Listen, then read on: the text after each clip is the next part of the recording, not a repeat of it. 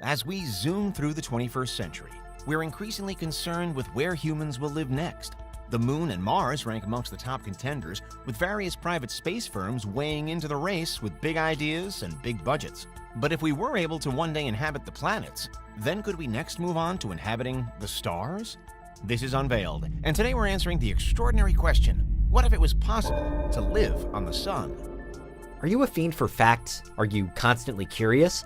Then why not subscribe to Unveiled for more clips like this one and ring the bell for more fascinating content? First questions first. Why would anyone want to live on the sun? The first and best answer is energy. Indeed, the need for energy has become one of our greatest drives. In general, as a civilization grows more technologically adept, it requires more energy to sustain its growing population and cutting-edge science.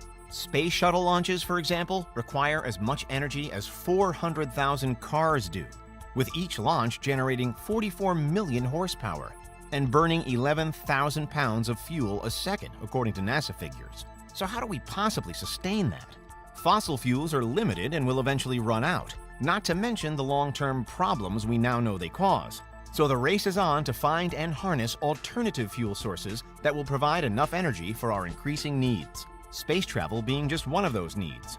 The strongest potential source is undoubtedly the sun. It creates a truly mind-boggling amount of energy, but the problem is that only a minuscule fraction of it ever reaches Earth's surface at the moment, for a variety of reasons. The best chance we have of capturing more of that energy, then, is to move closer to that source. The sun doesn't have a physical surface, so we would need to build something around it, like a gigantic space station, but one that could also withstand truly extreme temperatures.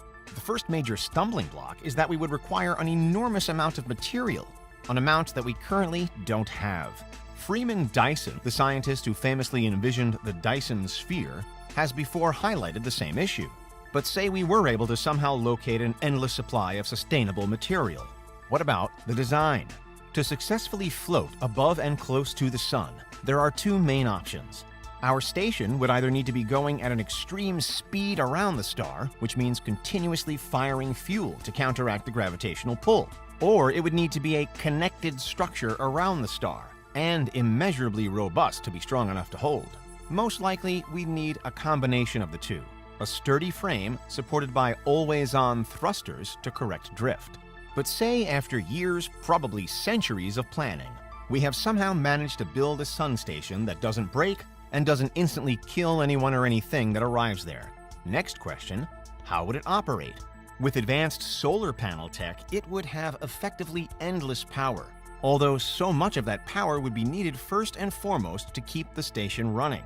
The temperature of the sun ranges depending on how close to or deep into you travel, but it soars past 10,000 degrees Fahrenheit even on the outer layer photosphere. That's a lot of energy to convert, but also a lot of air conditioning to run, amongst other temperature-regulating technologies. One possibility to offset some of the heat could be to chase sunspots around the sun and position the station over them. These darker, cooler locations can be up to 30,000 miles across, and when they pop up on the solar surface, the temperatures within them drop down to around 6,000 degrees Fahrenheit only, which is still incredible, but just slightly more manageable. Elsewhere, we'd need the harvested energy to maintain how our station moves, to ensure that it always stays in the optimum position, in a similar way to how the International Space Station operates high above Earth. We'd also need a system for negotiating and avoiding all the rocks, dust, and debris that surround the sun, to ensure that our solar home doesn't get shattered on a daily basis. And we need to keep our eyes on the inside as well, to be constantly aware of solar prominences, which are large bouts of plasma that burst out from the sun like tentacles. Worrying for anyone trying to spend any amount of time near the sun, these can stick around for months. And while they would undoubtedly be spectacular to look at, our station would need to be strong enough to withstand them, because they'd be spectacularly dangerous too. Day-to-day life on a sun station probably wouldn't involve seeing the sun all the time though. Looking directly at it from Earth is dangerous enough. So peering into its bright and fiery depths at such close quarters would probably fry your eyes out in a second. The station could have purpose-built observation rooms, however, with windows featuring ultra-advanced, likely very expensive, tinting technology. From these rooms, if they were possible, The sun would look like an ocean of magma with plumes of plasma erupting from within. It would dominate the sky and the horizon, and from the confines of the station, there truly would be no escaping it. Day and night on a station would have to be artificial periods, of course, since there would be no natural night to enjoy there. On the ISS, astronauts can continue their regular circadian rhythms as best they can by using light bulbs that dim throughout the day. So we definitely need those on the sun station, and some extremely thick blinds and shutters for the windows. We'd also need something to artificially achieve regular human-friendly levels of gravity, which around the sun would be comfortably enough to destroy our bodies otherwise. Food and water would be a real problem too, as all of it would have to be made on the station, or else perilously delivered via resupply ships. At least getting rid of waste would be simple, because we could, with a mostly clean conscience, quite easily dump it into the sun to burn up.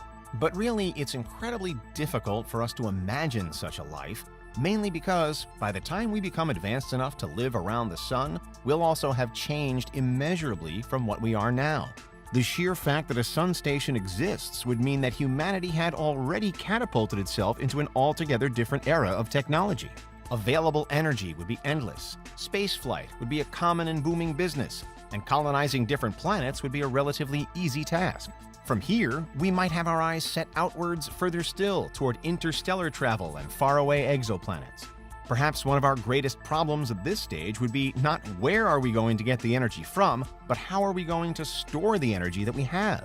Traditional batteries will have antiquated beyond use by then, while emerging technologies might include the possibility of storing energy in fluids instead, or maybe just in the air, forever accessible all around us. But finally, what of Earth in this hypothetical future world? Most likely, our first flights toward the center of the solar system during the early stages of building our sun station will have been made with our home planet in mind.